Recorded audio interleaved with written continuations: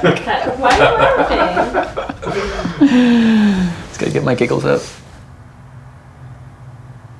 I'm Andy March, and I'm the singer and guitarist in Crosses, and I run a cassette label called Craft Singles, and I have a record lathing company called Monotype Audio at Sonic Boom Records. I wish that Amen Dunes was more popular because I think he's so brilliant and profound and beautiful, and I think it's also really, really timely, and I just wish everybody knew about him and I heard him at the grocery store and everywhere that I went, because my life would be nicer.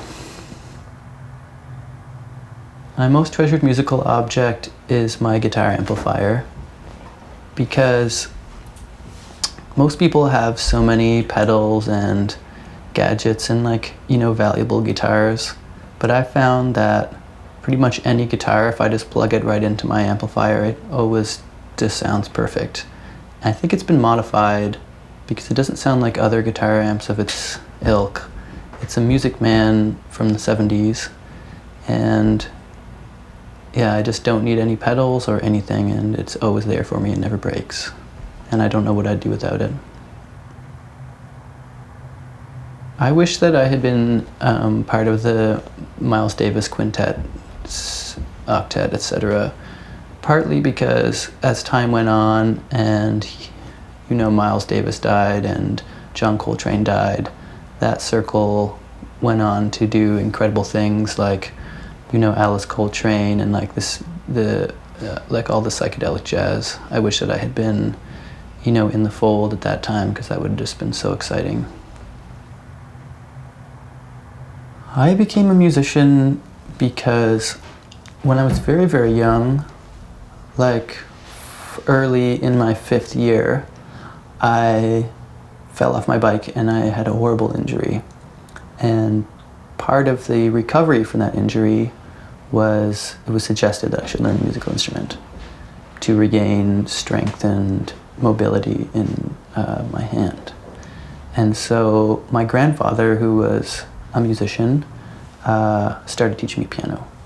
And he taught me a lot about music, but also about being in a big group of musicians and how they relate, and how to relate to all the different kinds of instruments, and even about booking concerts and all the ins and outs. Is that's something that I was raised with stories of, because he was like a very prolific storyteller. He basically only communicated in very long stories, and most of them had to do with being a band leader. And so I absorbed all that, and when I got out of art school and was trying to figure out what my practice would be, I fumbled around with a lot of things, but in the end I went with, the path of least resistance, which was the thing that I already knew a lot about and was already half decent at, and that was being a musician. I think my dream band lineup would be just me and Tony Williams, who's Miles Davis's drummer. My favorite band t-shirt is the I Smell Blood t-shirts from a few years ago, which is just I wish I'd brought it. It's just like a kind of a funny abstraction of a building. It's just a huge, really complicated, intricate building.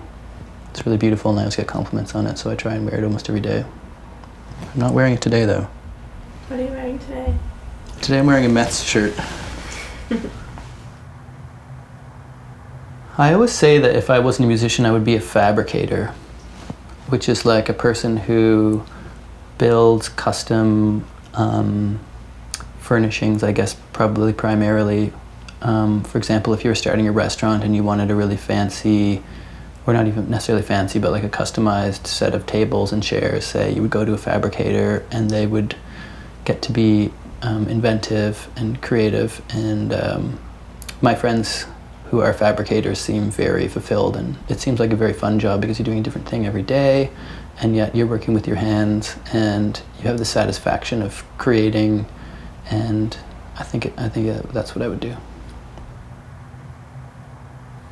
I would like to score one of Jodorowsky's films, maybe Holy Mountain, because there's such a huge range of extremely intense moments. But I guess even better than that would be if he had got to make Dune. That's what I would have liked to score, and it would just because also like working with Jodorowsky would have been incredible. I guess it's not necessarily too late. I guess my favorite venue, this isn't a very good answer, but my favorite venue would be a basement. Any basement. They're pretty much all the same, and it's just always so much fun. You can't really beat a basement. I was watching Jim Morrison answer this question in an interview the other day, and it was pretty funny. I hope that the future of music is something where like you're more easily able to move between the thoughts of music that arise in your head as you're composing and realizing it as sounds. Where I feel like not only just the skill involved with manipulating an instrument to create sound is a limitation, but the primary limitation for me is just being able to remember a phrase. So if you notice, like often, at least for me and many of my peers, one phrase is pretty short. Like maybe it's a 10 or maybe 20 or maybe 30-second series of sounds. Whereas if I were to close my eyes and imagine, you know, a very long phrase, there would be no way for me to, without incredible effort, to remember that in my head and then put it on paper or you know, just memorize it so that I could ever perform it. And I hope that someday there is a way to just, you know, like everybody imagines in cartoons, like just put on a helmet and transmit my brainwaves. That would be just swell.